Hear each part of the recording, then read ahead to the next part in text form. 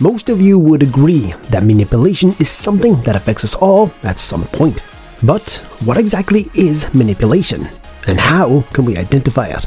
We'll talk about that in today's video, how individuals are easily manipulated, and we'll discuss the traits of people you should watch out for to identify manipulation. So, without further ado, let's get started.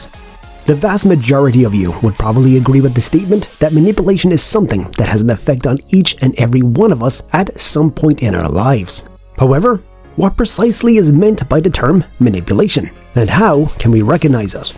In today's video, we will explore how easily humans may be manipulated, and we will also speak about the characteristics that folks should be on the lookout for in order to recognize that manipulation. Therefore, without further ado, let's get the show on the road. To put it simply, manipulation is the use of deceptive or otherwise dishonest means in order to control a person's actions or feelings for personal gain. It may manifest itself in a variety of ways, from covert manipulation to brazen dishonesty, and it's not always obvious when it's happening. Persuasion is one of the most prevalent and widespread types of manipulation. When one person uses another's words or actions to persuade another person to do something they otherwise wouldn't do, they are engaging in the act of persuasion. This might be as straightforward as a salesperson using a persuasive language to make a sale, or it can be as sophisticated as a politician utilizing emotional appeals to influence votes. Either way, the goal is to persuade people to vote a certain way. In reality, it's common practice for salespeople to get training in many methods of persuasion, including the creation of a feeling of urgency, the establishment of rapport, and the use of language that triggers emotions. Although these strategies have the potential to be successful, they may also be used to trick clients into purchasing items that they do not need or that are out of their price range. Emotional manipulation is yet another component of the manipulative process. When someone uses their feelings to dominate or manipulate other people, they are engaging in emotional manipulation. For instance, a parent can try to manipulate their child's behavior by making them feel guilty about something, or a romantic partner might try to influence their partner's behavior by exploiting their fears or insecurities. Because it plays on our weaknesses and our worst fears, emotional manipulation has the potential to be incredibly powerful. But it can also be very harmful because it can make the person feel guilty, embarrassed, and not good enough. Deception is the third method of manipulation. When someone intentionally lies to others or withholds facts in order to exert influence or control over other people, they are engaging in deception.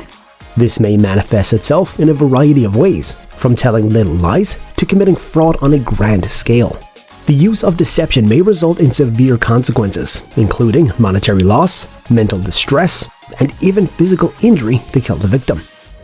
To avoid being duped, one must be perceptive to the red flags and rely on their instincts when anything seems strange. The question now is, how can we safeguard ourselves from being manipulated? Well, in this regard, the first thing you need to do is enlighten yourself on various methods of manipulation and get familiar with their telltale indications. Some telltale signs might help you identify a manipulator. Those things are, the manipulator is aware of your frailties and knows how to use them against you. They turn all of your doubts and fears against you. To increase your reliance on them, they manipulate you into giving up something meaningful to you. Once they have you under their control, they will not stop manipulating you until they really have to. Other telltale indicators of tampering are, to get an upper hand on you, a manipulator will attempt to drag you away from the things you know and the places where you feel safe. This may happen whenever the manipulator has a strong sense of control or ownership. So how do they do it? There are certain tactics you should be on the lookout for. Among them, the first one is falsification of evidence.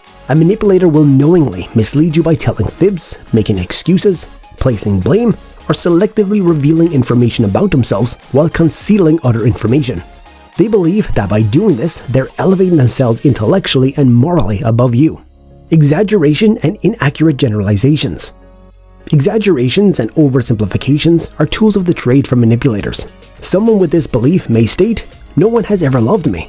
They throw forth broad allegations to obscure the weaknesses in their case. Savage jokes. Manipulators often resort to this strategy to expose your vulnerabilities and make you feel uneasy about yourself.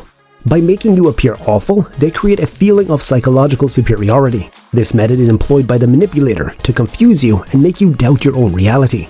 If you try to confront the abuser or the liar about it, and they insist that it never occurred, you are being manipulated. Aggression in silence. One's intentions may not always be the driving force behind one's passive-aggressive behavior, but chronic or long-term manipulators will employ this method to make you feel guilty and provide backhanded praise.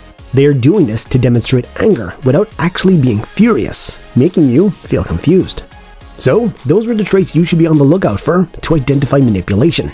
And once you get a hold of them, the next thing you have to do is have faith in your gut feelings and speak out if you get the impression that something is amiss.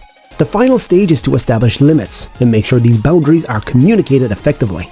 So, the most important step in safeguarding oneself against manipulation is to set clear limits and communicate them effectively. It is important to remember that we have the right to say no and to make our own choices. You should also keep in mind that it is not always clear when manipulation is taking place, and that it may take different forms. But if you educate yourself on the many strategies of manipulation and train yourself to see the telltale signs, you can protect yourself. And that's all we have for you in today's video. Tell us what you think about it in the comment section below. Thank you so much for watching, and we'll see you next time. Peace.